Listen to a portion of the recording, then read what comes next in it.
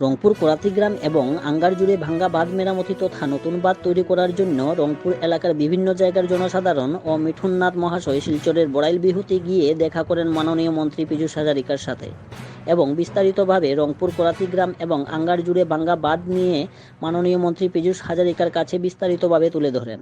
তৎক্ষণাৎ মাননীয় মন্ত্রী পীযূষ হাজারিকা এলাকার পরিদর্শন করে সঙ্গে সঙ্গে এই জায়গার নতুন বাঁধ করার জন্য 1.5 কোটি টাকা স্যাংশন করেন।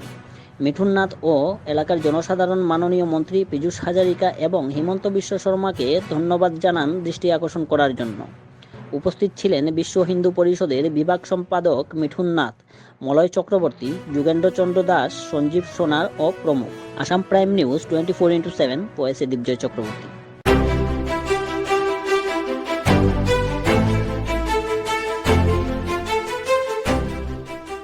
আমরা সকালবেলা আমাদের মাননীয় মন্ত্রী পীযূষ হাজারিকা মহোদয়ের সাথে আমরা রংপুরের প্রত্যেক এলাকার থেকে কিছু জনগণ আমরা গিয়ে সকালবেলা বড়াইল বিল থেকে দেখা করি এবং উনাকে নিয়ে আমরা রংপুর আঙ্গারজোর কোরাতিগ্রাম এইসব জায়গাতে পরিদর্শন করানোর জন্য ওনাকে অনুরোধ করাতে ওনারা তৎক্ষণাৎ রাজি হয়েছেন এবং ইতিমধ্যে উনি রংপুর আঙ্গারজোরে এসে বাঁধের কন্ডিশন দেখেছেন এবং দেখার পর উনি রিয়েলাইজ করেছেন যে এখানে একটি নতুন বাঁধের প্রয়োজন আছে এবং উনি তৎক্ষণাৎভাবে এই জায়গাতে দাঁড়িয়ে যে 500 মিটার যে বাঁধ নেই আমাদের এখানে 400 হোক 500 উনি এখানে প্রায় 1.5 কোটি টাকা উনি এইখানে স্যাংশন করে দিয়ে গেছেন।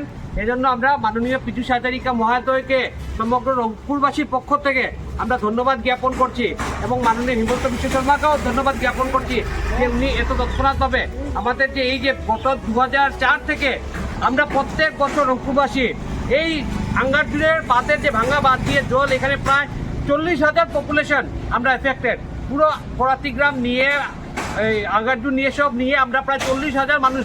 শিলচরের সব থেকে বড় ওয়ার্ড 5 নম্বর ওয়ার্ড, 2টো জিপি আমরা প্রত্যেক বছর সাফার করি। আর আজকে পীযূষ হাজারিকা এসে এখানে উনি আমাদের কথায় সাড়া দিয়ে 1.5 কোটি টাকা উনি স্যাংশন করে দিয়েছেন। যদি 400 হোক 500 কিলোমিটার এই টাকা উনি স্যাংশন করে দিয়েছেন। তার জন্য পীযূষ হাজারিকা মহোদয়কে আমরা সমগ্র রংপুরবাসীর পক্ষ থেকে অশেষ অশেষ ধন্যবাদ জ্ঞাপন করছি। জয় শ্রীরাম।